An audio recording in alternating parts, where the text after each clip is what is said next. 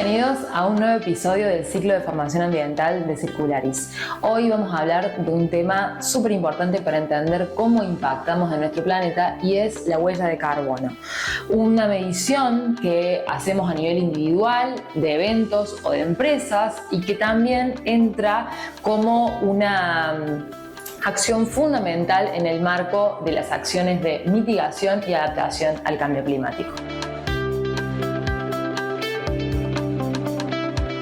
¿Qué es la huella de carbono? Bueno, es la cantidad de emisiones de gases de efecto invernadero que genera una persona, un evento, una empresa o un país. Depende de nosotros el alcance que querramos medir. Seguramente ustedes habrán escuchado esta forma de medirlo que suele reproducirse para poder bajar mejor el concepto, y es: si todos los habitantes del planeta vivieran bajo los patrones de consumo que yo vivo, bueno, ¿cuántos planetas necesitaríamos entonces? Esto quiere decir cuánta área de tierra y agua biológicamente productiva necesita un individuo para poder producir todos los bienes que consume y que necesita también para poder procesar los desechos que genera. Bajo esos términos, si nosotros dividiéramos el área de tierra o agua, como bien decimos, biológicamente productiva sobre la cantidad de habitantes que somos en el planeta, nos daría, ¿sí?, una parcela de tierra con una cantidad de recursos que se supone que deberían alcanzar para satisfacer las necesidades y procesar nuestros residuos. Esta definición entonces muestra dos conceptos espejo. Por un lado, el de huella de carbono, que es el impacto justamente de nuestro consumo y de nuestros desechos, pero por otro lado, la biocapacidad, que es esta agua y esta tierra biológicamente productiva que sostiene y regenera todo esto que nosotros estamos impactando.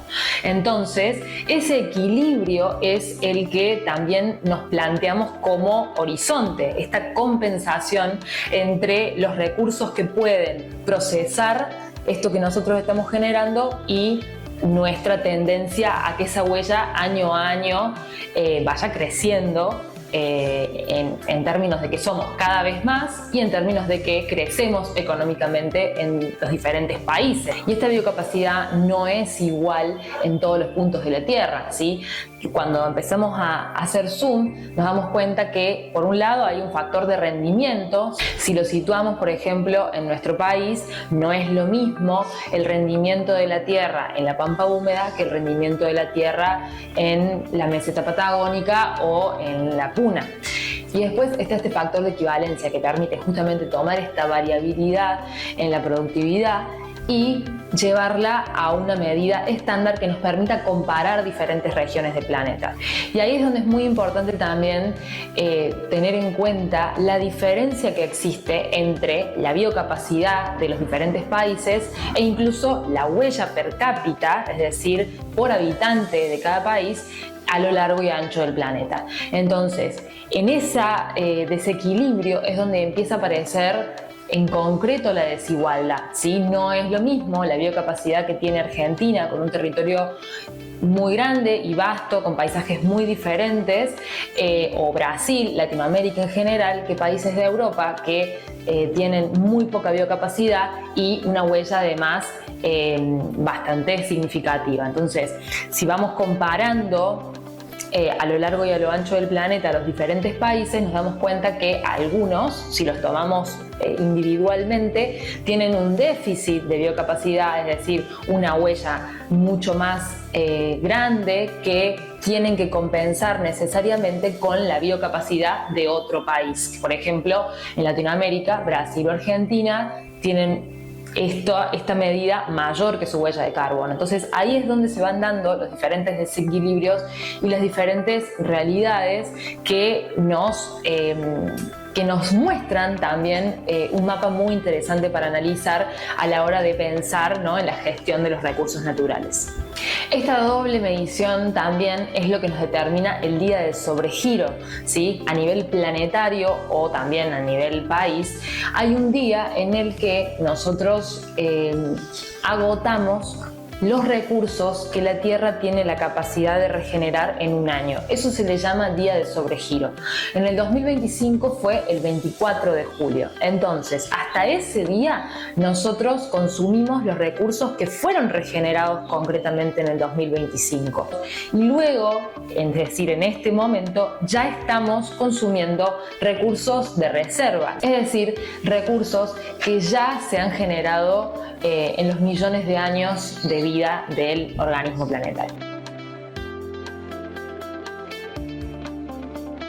Bueno, entonces veníamos hablando que la huella, por ejemplo, puede ser a nivel país, pero como también dijimos al principio, puede ser una huella de carbono individual, o sea, las actividades diarias que yo hago, cómo impactan el auto que conduzco, la comida que como, la energía que utilizo diariamente, o también se puede medir un evento, ¿sí? Un evento dependiendo de dónde se haga, las personas que asisten, cómo llegaron esas personas a ese punto, o también las empresas, ¿sí? Pueden medir su huella de carbono, y ahí es muy interesante pensar en cuál es el límite que se establecen para una primera medición. Se pueden ser la empresa completa, puede ser un área, un proceso en particular, un producto, que ahí es donde nace el ciclo de vida del producto, el análisis del ciclo de vida, o también puede ser, por ejemplo, para una multinacional puede empezar a medir su huella según las distintas filiales y después construir su huella total.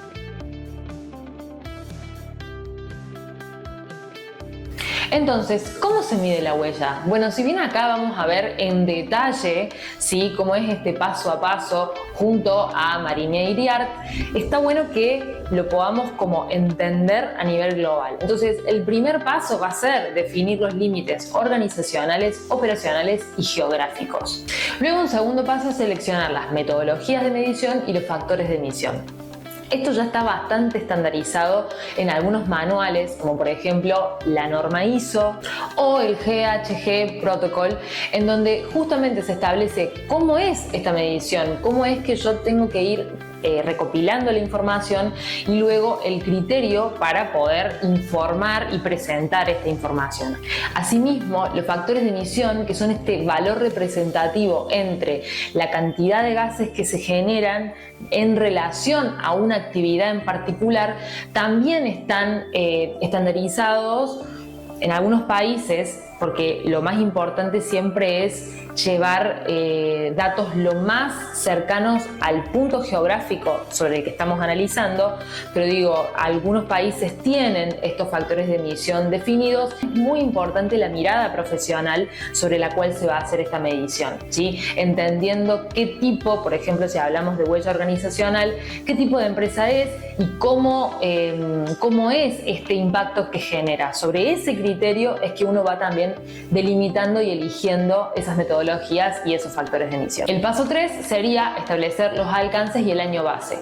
Es decir, se toma un alcance temporal sobre, si yo empiezo a medirlo hoy, se toma desde hoy el año anterior, ¿sí? No es que empiezo a ver lo que está pasando ahora o en el mes anterior, sino que se toma por año, porque la idea es que nosotros podamos ir renovando esta medición y ver esa progresión. Tanto si yo, por ejemplo, aumentara la producción, bueno, eso va a hacer que me aumente la huella de carbono, y si justamente tomo medidas de reducción y de mitigación o incluso de compensación, cómo impacta, ¿no?, en esta doble medida.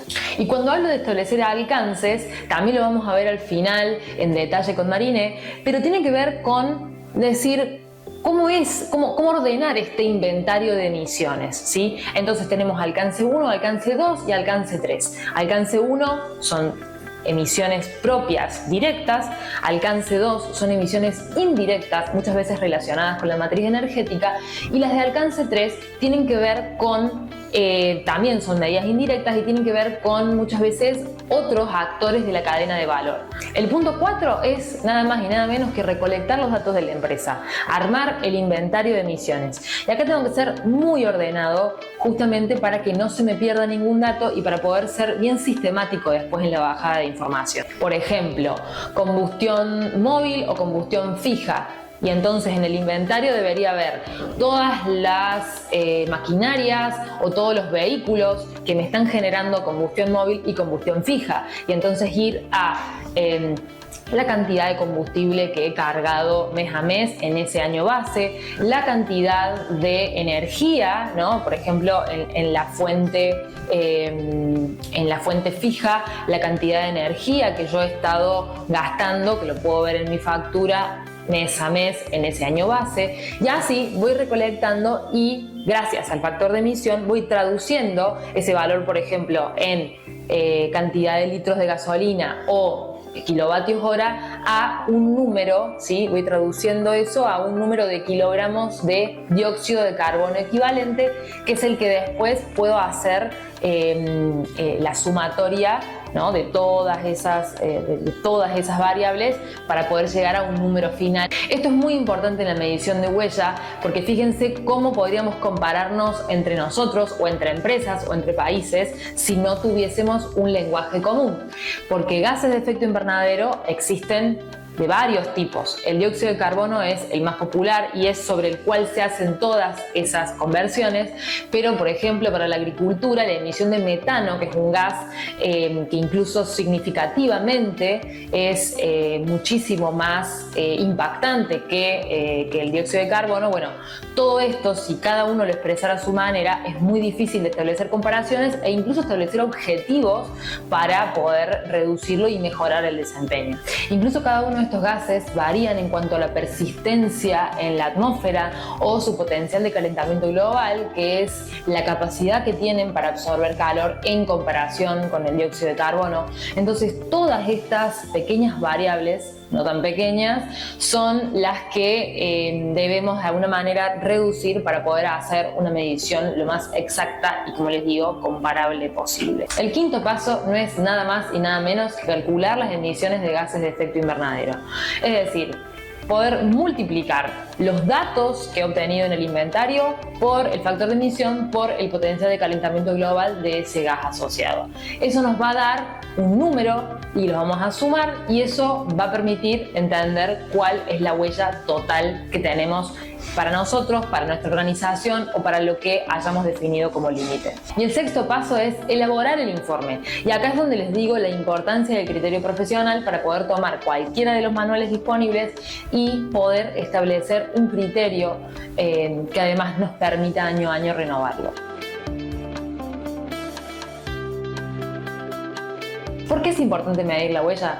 Porque de esa manera nosotros podemos saber dónde estamos parados, ¿sí? Porque muchas veces tenemos la iniciativa de mejorar el desempeño socioambiental, pero podemos invertir en una acción, en una política, sin tener en cuenta desde dónde estamos, desde dónde partimos. Entonces luego quizás hacemos una inversión demasiado grande para un impacto no tan significativo, o luego eso, si no lo sistematizamos y lo vamos trabajando progresivamente, se pierde y queda como una acción aislada. Entonces, parte, ¿no?, de lo que tiene que ver con una gestión ambiental responsable e integral dentro de la empresa tiene que ver con medirnos, que puede ser, en este caso, medir la huella de carbono, que es una medición en ese sentido bastante abarcativa, como también puede ser medirnos para certificar en otras normas. Lo importante es medirnos, saber qué estamos haciendo.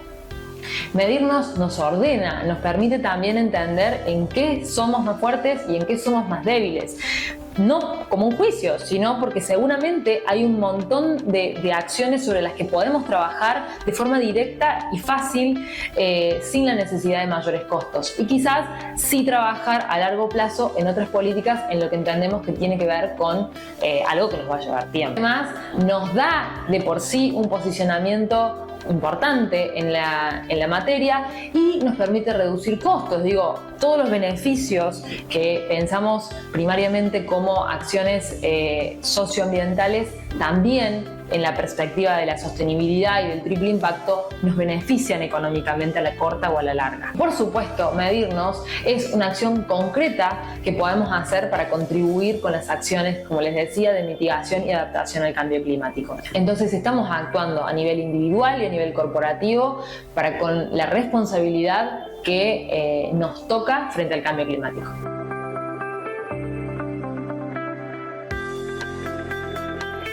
Y de la mano de que medirse es el primer paso para mejorar, la pregunta básica, ¿qué podemos hacer? Bueno, a nivel persona individual, vos podés medir tu huella. ¿Cómo? Podés ingresar a este link del Footprint Calculator, en donde vas a responder diferentes preguntas. Es muy rápido y eso te va a dar un panorama de dónde estás parado. Porque a veces nosotros sentimos que le ponemos mucho esfuerzo en materia ambiental, pero nos damos cuenta que no estamos poniendo el foco en lo verdaderamente importante, entonces pequeños cambios de hábitos quizás pueden hacer mucho la diferencia. Luego, a nivel empresa, ¿sí? Una vez que mediste tu huella, el primer paso, y te lo va a explicar Marine, tiene que ver con la reducción de nuestras emisiones.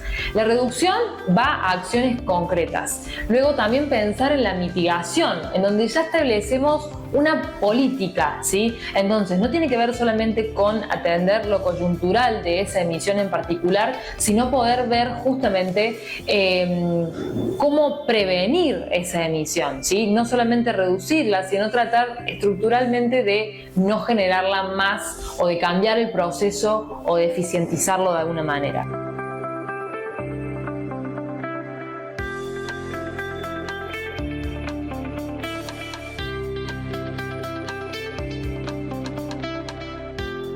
Hasta acá un breve resumen de lo que implica la huella de carbono, medirla, su importancia, ¿sí? Y acá es donde vale ser súper honesto con todos los resultados que obtengamos. Por más que quizás sean negativos al principio, es decir, bueno, desde acá, ¿qué puedo hacer para mejorar?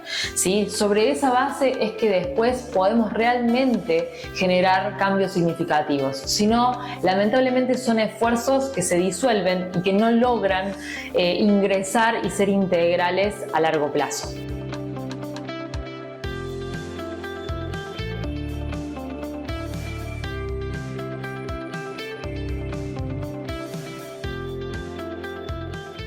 Bueno, acá estamos con Marine Iriart para conversar acerca de la aplicación de la medición de huella de carbono y ver cómo es en concreto. Así que contanos, ¿cómo es medir la huella de carbono en una empresa, por ejemplo? Es un proceso lindo porque te tenés que meter a fondo en todo el proceso, en todas las actividades que forman parte de la empresa. Todo arranca primero seleccionando la metodología o el protocolo que se va a seguir para medir la huella. Una vez seleccionado esto, el siguiente paso es definir los límites de qué se va a incluir en esa huella de carbono, suponiendo que estamos hablando de una huella organizacional de empresa. Claro. Una vez que se definen los límites, que es un poco decir qué actividades de la empresa se van a incluir, qué filiales, qué sí, qué no, por qué, justificarlo. Ahí arranca el proceso de detallar cada una de las actividades y empezar a recolectar datos. Empezar a recolectar datos que nos den una idea de la magnitud de esa actividad. Desde el clásico consumo de combustible, consumo de energía, hasta generación de residuos, qué se hace con esos residuos, insumos. Bueno, hay muchísimas categorías que para cada una de esas categorías, para calcular las emisiones de gases de efecto invernadero asociadas, hay que empezar a recolectar los datos de actividad que nos dan idea de la magnitud de esa actividad. Así que es un proceso largo, dependiendo obviamente de la dimensión, de qué tan grande es la empresa y la cantidad, la diversificación de las actividades que tiene dentro de ella, de sus operaciones, pero bueno, creo que si uno hace el orden de el paso a paso, primero es definir el límite. Por ahí se empieza. Definir el límite, qué vamos a incluir y qué no, y justificarlo, que todos los protocolos definen qué se tiene que justificar y qué no. Por ejemplo, si una actividad tiene sentido, es material o no respecto a la cantidad de emisiones que puede generar, y luego ir haciendo el flujo, el típico flujo de procesos para cada una de las actividades y ver todos los inputs. Y bueno, la recolección de datos es el corazón de una huella de carbono. ¿Y qué información o datos entonces hay que recolectar? Bueno, lo que te decía, los inputs de cada una de estas actividades que forman parte de las operaciones que una empresa hace pueden ser desde consumo de combustible para transporte, consumo de combustible para calefacción, metros cúbicos de gas natural por año, siempre relacionado a un periodo de tiempo. Eso también forma parte de los límites, súper importante. Consumo de electricidad en el año. Insumos, desde para por ejemplo una oficina, insumos de librería, para una constructora, insumos de materiales de construcción, cantidad de residuos que se generan y qué se hace con esos residuos. Hay un alcance que creo que vamos a hablar de eso después, que define 15 categorías y cada una de esas categorías pide datos muy específicos. Los empleados, cómo vienen al trabajo, ese tipo de datos es a qué distancia viven del lugar de trabajo, qué tipo de medio de transporte utilizan.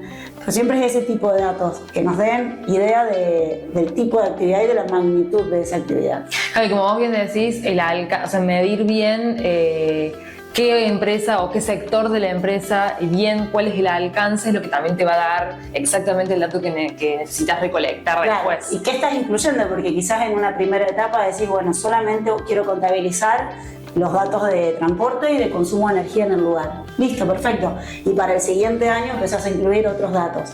Porque también incluir datos sobre los que uno no tiene control en un principio o son datos con poca certeza, tampoco tiene mucho sentido. Eso también se trata de definir el límite. Y uno puede definir, por ejemplo, una huella, como vos decís, defino solamente consumo energético vinculado a combustible o vinculado a, al gasto según la matriz, y eso se especifica, digamos, en el informe, que estás midiendo ese fragmento, digamos. Y justificás por qué dejas afuera en esta instancia alguna otra categoría, quizás porque no tengo datos suficientes, el nivel de incertidumbre es altísimo o no son relevantes.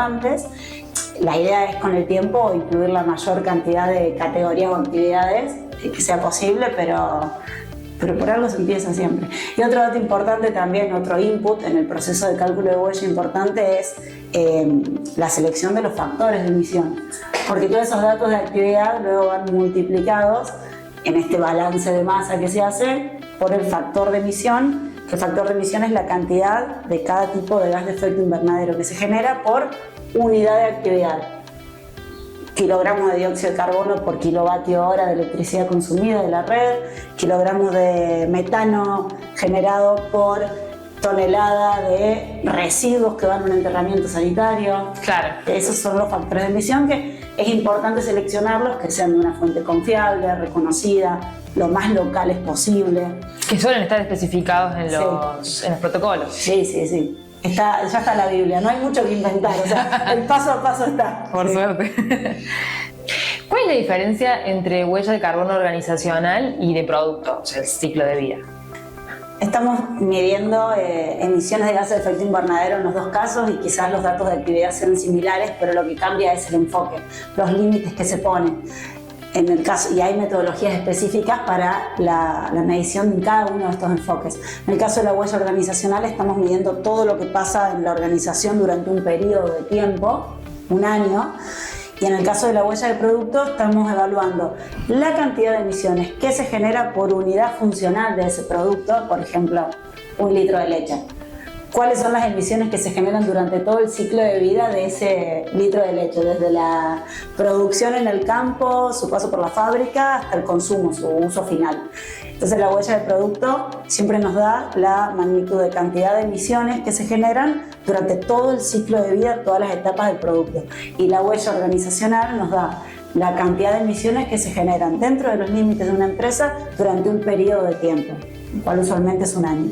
¿Qué significan los alcances 1, 2 y 3 y por qué son importantes? Los alcances 1, 2 y 3 nos caracterizan el tipo de emisiones y dónde se generan, y son importantes porque nos permiten justamente identificar la fuente de las emisiones y por ende cómo las podemos atacar, cómo podemos implementar un plan de mitigación y compensación para cada una de estas emisiones.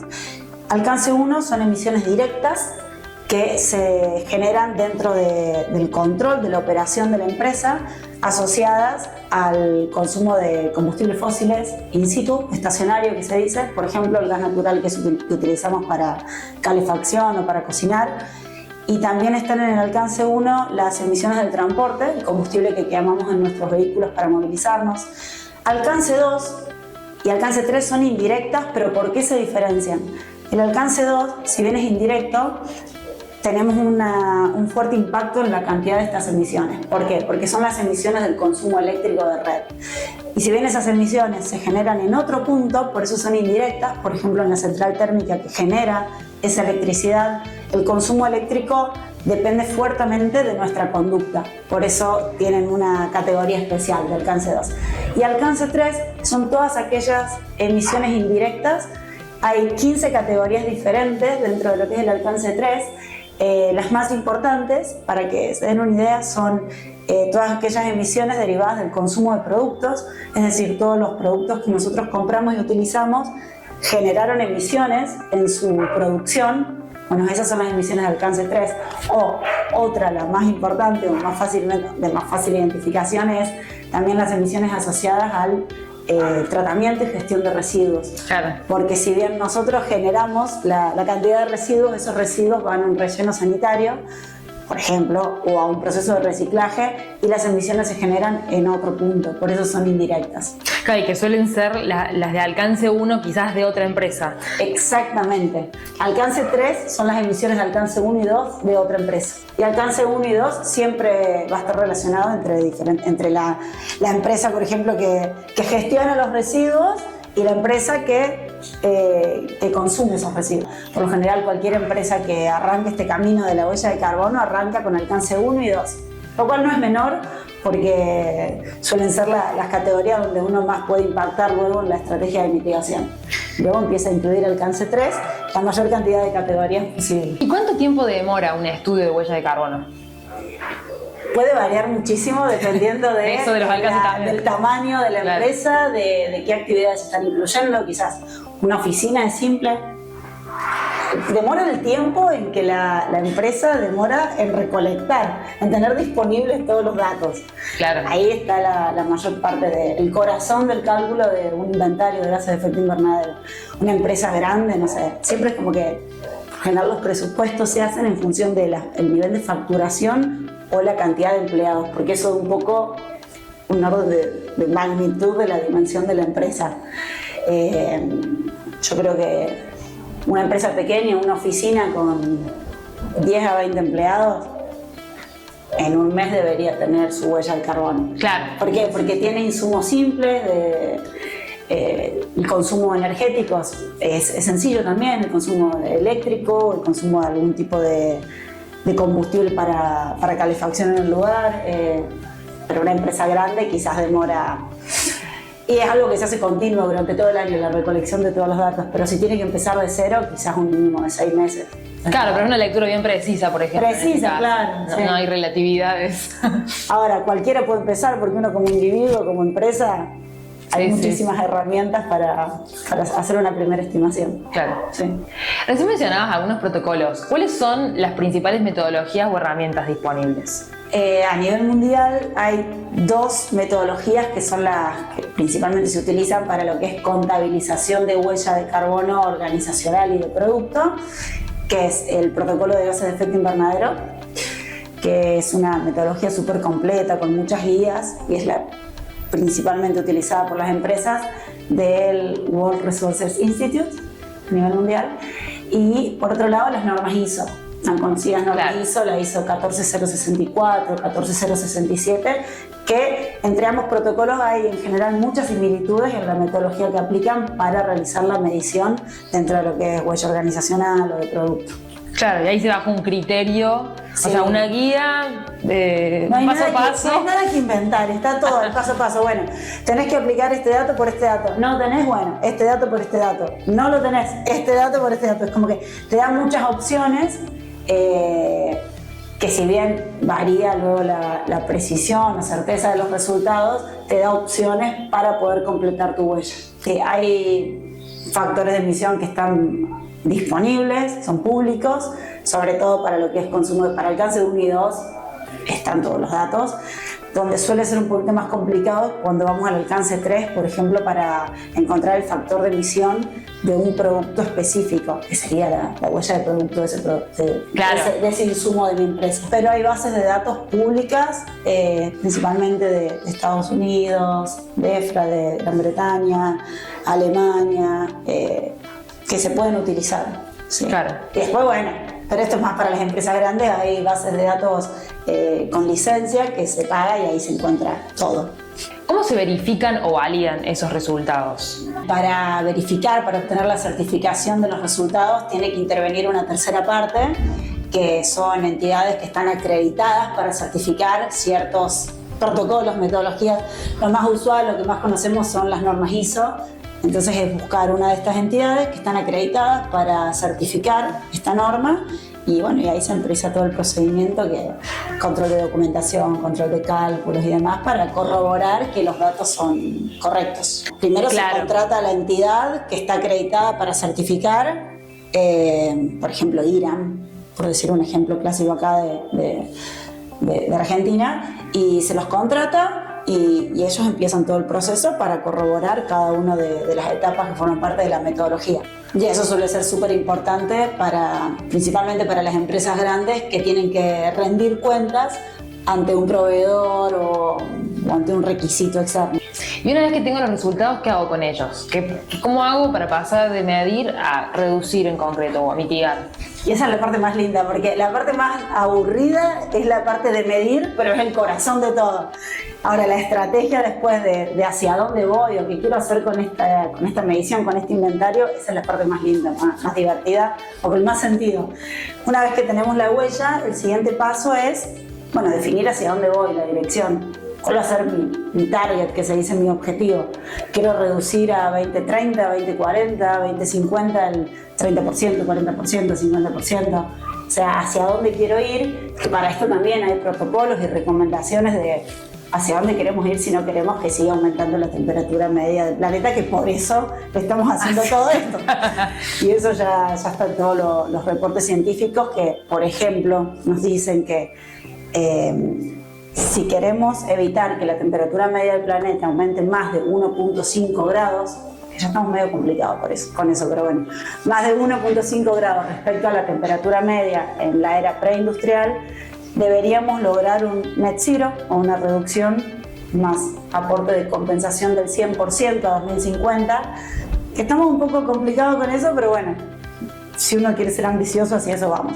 Y una vez que definimos esa dirección, tenemos que diseñar la estrategia. Bueno, ¿qué acciones vamos a implementar para reducir las emisiones? Bien. Que las más simples quizás que se nos vienen a la cabeza es, bueno, utilizar energía renovable, reemplazamos el consumo de electricidad de red, que en Argentina en una gran proporción, la mayoría, viene de plantas térmicas que utilizan combustibles fósiles, reducir la compra de insumos, quizás que no son necesarios, reducir la cantidad de alimentos que una empresa compra para sus empleados. Y el tipo. Optimizar el transporte, reducir la cantidad, quizás mejoras de logística se puede evitar hacer movimientos innecesarios y ahí reducimos las emisiones de transporte. Hay muchísimas acciones. Reemplazar la calefacción, no sé, de gas natural con bombas de calor, son los split que utilizamos. Y ahí se va haciendo un monitoreo año a año. Claro, sí, va evolucionando. Sí, también se abarcan más cosas y entonces se pueden también desarrollar estrategias o de reducción, de mitigación o también de compensación. Claro, y también se hace... Para mí es la parte particularmente más divertida, es cuando una vez que está la huella de carbono, bueno, ¿qué hacemos ahora? Y se suele utilizar un cuadro muy bueno que es nivel de inversión, nivel de impacto de cada una de las acciones, y ahí uno selecciona, bueno, esto puede ser se dice en inglés un quick win, algo fácil de implementar, pero con un impacto significativo. Entonces uno trata de arrancar por ahí, prioriza, digamos, cada una de las medidas y deja aquellas que tienen un nivel de inversión más alto y quizás un impacto no tan rápido, no tan alto, para después. Entonces se hace una estrategia. Claro, progresiva. No es que, bueno, ya, para mañana, ojalá, pero no es así. Pero como toda medición está bueno eso porque si uno, tanto desde la cabeza de la organización como persona, como colaborador, si uno ve acciones que después tienen un impacto, es como que también se motiva a decir, bueno, hay una dirección que tiene sentido y que se puede adoptar con mucho más, con convencimiento, digamos. Sí, y muchas de estas medidas no solamente tienen un beneficio a nivel de disminución de gases de efecto invernadero, sino que tienen un beneficio económico. Claro, sí. O otros beneficios ambientales colaterales. Sí, pero la reducción, por ejemplo, de consumo energético va por todos lados. Sí, eficiencia energética es un win-win. Sí, siempre. Y por ejemplo, en el Wake, ¿vos alguna de estas estrategias has implementado? Bueno, sí, les cuento, soy parte de un grupo de amigos que hicimos un complejo deportivo, un Wake Park, y bueno, como soy parte, también presiono por ese lado. Hermoso. Y hay algunas estrategias, por ejemplo, implementamos la instalación de paneles solares. Hoy el consumo energético es 100% renovable, porque en nuestro caso, como consumimos durante el día, nos vino perfecto que directamente de los paneles. Claro. Entonces, eso fue increíble y significó una reducción también económica buenísima. Así que por ese lado fue un win-win. El tema de los residuos también es muy importante, claro, porque en el hogar generamos muchos residuos que son reciclables y por eso esta cooperación con Circularis también es increíble, porque son residuos que estamos evitando que vayan al relleno sanitario. Entonces se le puede dar otro uso. Y lo que nos estaría faltando es el tema del compost. Claro. Esos residuos sí están yendo al relleno sanitario, o sea que eso es una mejora que podríamos implementar. Claro, pero en esto progresivo que vos estás diciendo, sí, va a venir. Los residuos orgánicos de la cocina, eso sería importante. Sí. Bien. Bueno, entonces estas medidas que me venís mencionando son medidas de reducción. ¿Cómo se puede compensar? ¿Cuál sería la diferencia en este caso de reducir versus compensar? Bueno, la compensación es un instrumento que utilizamos para aquellas emisiones que no podemos reducir. Claro. Que ya llegamos, no sé, a nuestra máxima eficiencia o máxima capacidad de implementación este año. No podemos reducir más, no podemos reducir más el consumo, no podemos implementar más nada. Bueno, lo que podemos hacer, si somos responsables y estamos siguiendo una estrategia de reducción, de descarbonización de alguna manera, es compensar el remanente de emisiones que nos quedan. Y la compensación se hace a través de créditos de carbono. Los créditos de carbono vienen de proyectos que evitan la generación de gases de efecto invernadero o remueven de la atmósfera mediante proyectos de captura. Claro. Por ejemplo, proyectos de reforestación. Lo diferente que tiene el uso de créditos de carbono, proyectos de compensación, es que suceden fuera de los límites de la empresa. O sea, yo dentro de los límites de la empresa aplico la estrategia de mitigación, reduzco todo lo que puedo y para aquello que no pude reducir, le compro el crédito a un proyecto que sucedió fuera de los límites de la empresa y le compro ese beneficio para reclamarlo yo dentro de mi balance de emisiones.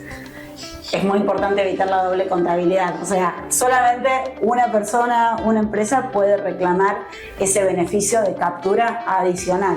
Claro. Eso es algo súper importante con el tema de créditos de carbono y compensación.